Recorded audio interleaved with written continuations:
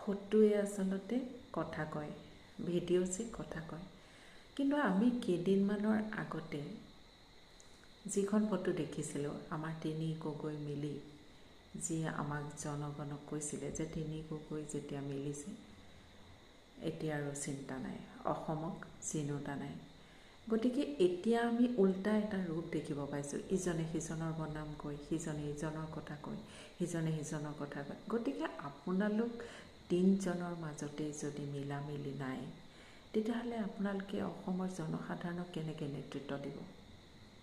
প্ৰথমতে আপোনালোকে আমাক বিশ্বাস আনাব পাৰিব লাগিব যে আপোনালোকৰ মাজতেই যদি কাজিয়া, আপোনালোকৰ যদি ঘৰতেই গৃহকন্দল হয়, তেতিয়াহ'লে আপোনালোকে জনগণক কেনেকৈ শাসন কৰিব?